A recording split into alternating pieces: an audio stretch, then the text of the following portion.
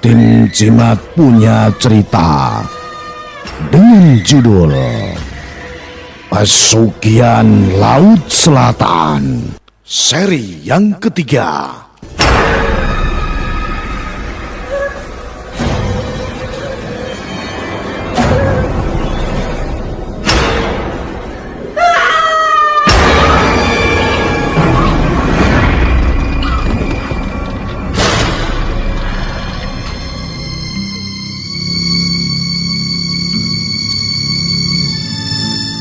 Cerita ini ditulis oleh Yesi Mareta Andari. Saya pembawa cerita Ki Banu Asmoro.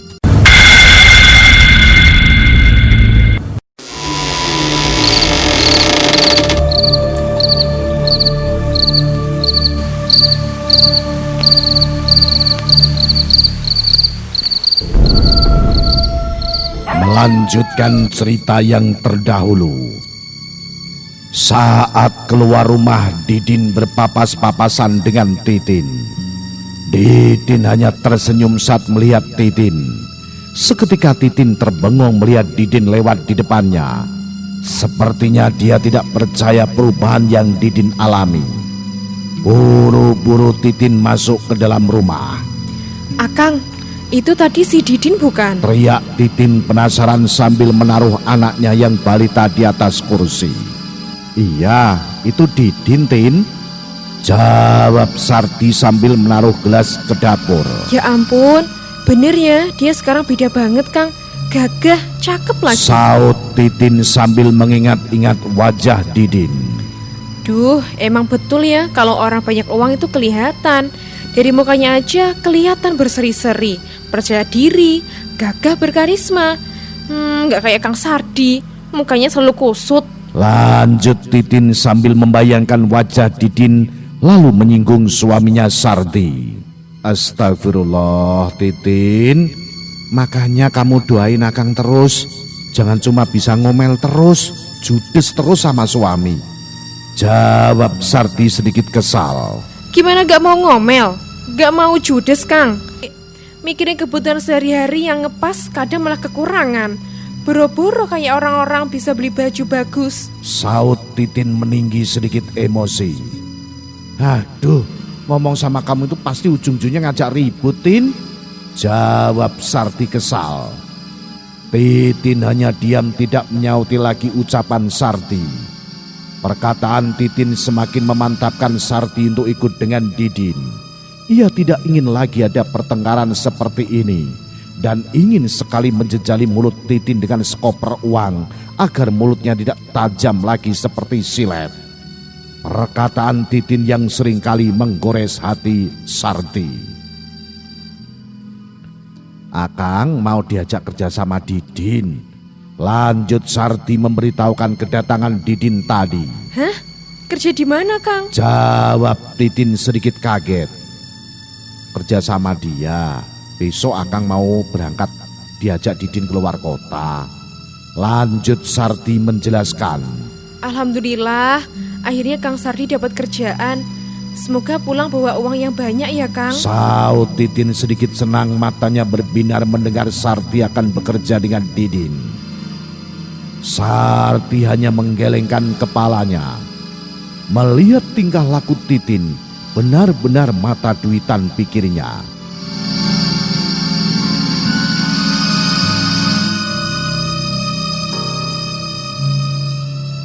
Tidak lama, Sardi ke rumah ibunya yang tidak jauh dari rumahnya.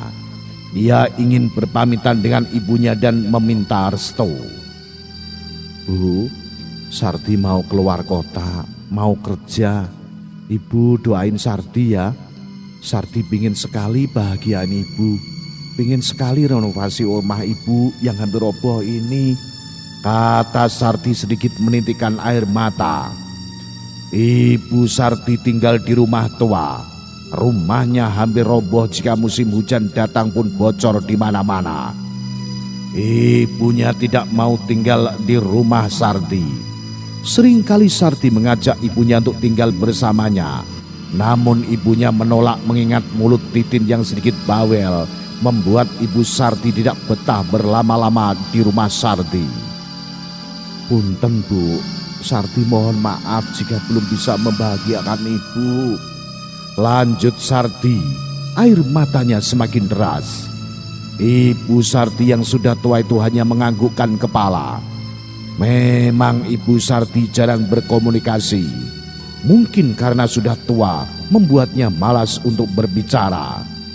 Terlihat air mata ibunya menetes, seperti tidak merelakan Sarti untuk pergi atau Ibu Sarti mempunyai firasat yang lain.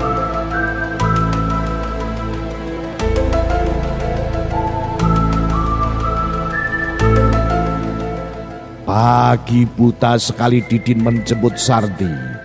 Sarti sedikit pun tidak tahu mau dibawa kemana oleh Didin. Ia hanya mengikuti saja apa kata Didin. Sarti menaiki sebuah mobil. Hatinya tercengang melihat Didin yang sudah memiliki mobil. Di zaman itu mobil adalah barang yang sangat mewah sekali. Dan baru pertama kali ia menaiki mobil mewah. Din, sebenarnya kita ini mau kemana? Sudah, kamu ikut saja dan diam, jawab Didin sambil melanjutkan perjalanan. Beberapa kali Sarti tertidur dan belum sampai juga ke tempat tujuan mereka. Kendaraan mereka melewati hutan-hutan yang sangat rindang, pohon-pohon menjulang tinggi. Tidak ada penerangan di jalan, hanya mengandalkan penerangan dari mobil saja. Padahal waktu terlihat masih siang, namun jalanan terlihat sudah gelap. Dilihat tidak ada satupun kendaraan yang lewat saat itu. Perjalanan begitu mencekam menurut Sarti. Din, ini kita masuk hutan kok. Saya jadi takut ya. Mana sepi banget. Tanya Sarti sambil sesekali melihat ke arah hutan. Sudah Sar, kamu diam aja. Oh iya, jika kamu melihat sesuatu diam saja ya, jawab Didin menegaskan. Sarti hanya diam, tidak ingin menanyakan lebih lanjut kepada Didin. Didin hanya fokus ke depan menatap jalanan yang ada di hadapannya. Sarti mencoba memejamkan mata namun tidak bisa. Sesekali ia melihat ke arah hutan dan pinggir jalan. Betapa terkejutnya saat ia melihat ke arah kiri jalan. Ia melihat ada kakek badannya sedikit membungkuk sedang berjalan. Mobil mereka melewati kakek tua itu.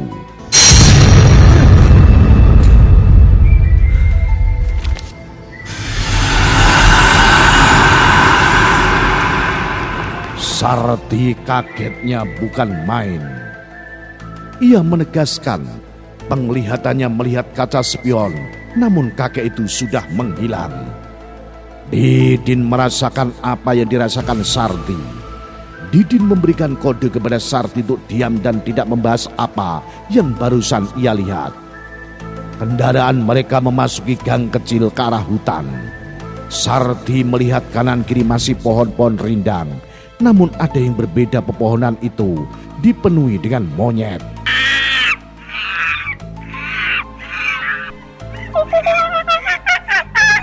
Monyet-monyet itu bergelantungan dan saling bersorak, seolah menyambut kedatangan Sarti dan Didin.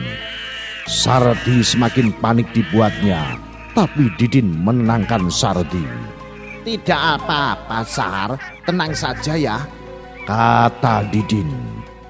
Setelah beberapa lama terlihat ada rumah kecil yang dipenuhi dengan monyet saling bergelantungan. Oke, kita sudah sampai Sar, kata Didin sambil membuka pintu. Tunggu Din, betul nih kita turun? Itu banyak monyet, kalau kita diserang gimana? Saut Sarti ketakutan.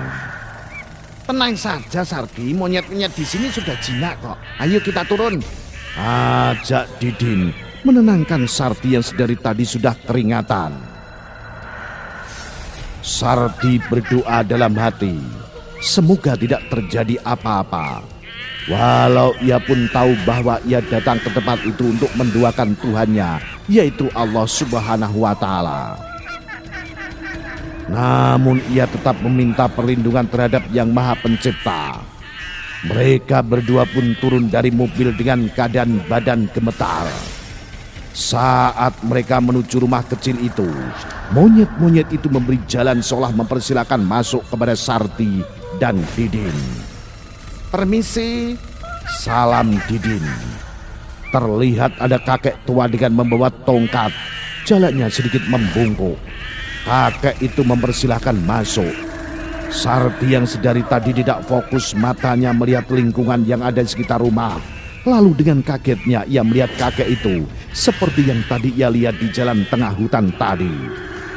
"Astagfirullah," ucap Sarti kaget. Kakek itu hanya tersenyum kecil kepada Sarti.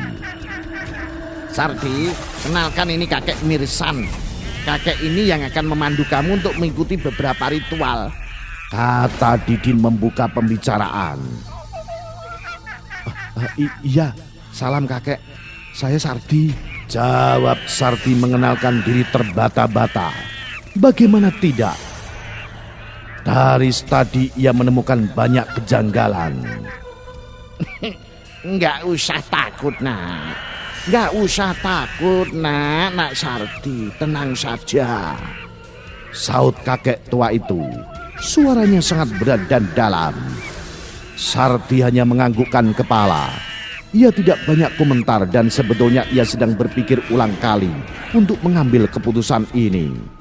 Hatinya kacau, namun di sisi lain Sarti ingin menjadi orang kaya. Saat itu ia dilema berat. "Bagaimana, nak Sarti?"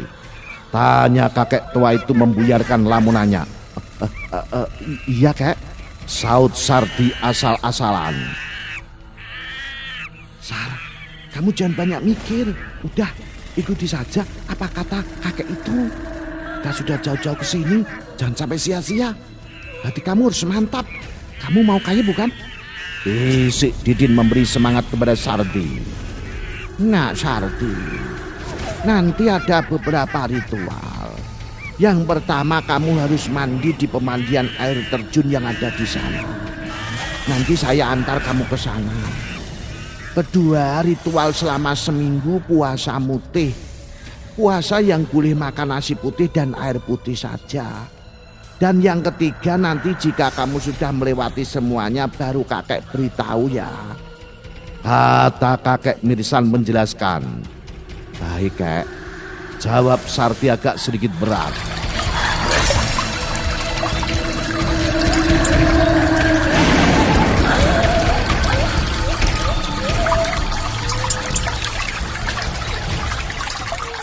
Sarti diajak ke sebuah air terjun yang tidak jauh dari rumah kakek itu. Didin pun ikut menemani Sarti saat itu.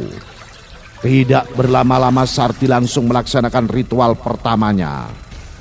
Perlahan-lahan ia masuk ke dalam air terjun yang sangat dingin tanpa busana yang menempel di tubuhnya.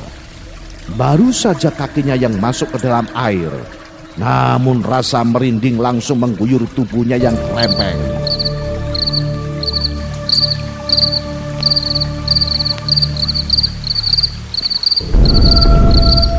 Sarti harus berendam di air itu semalaman sambil memejamkan matanya.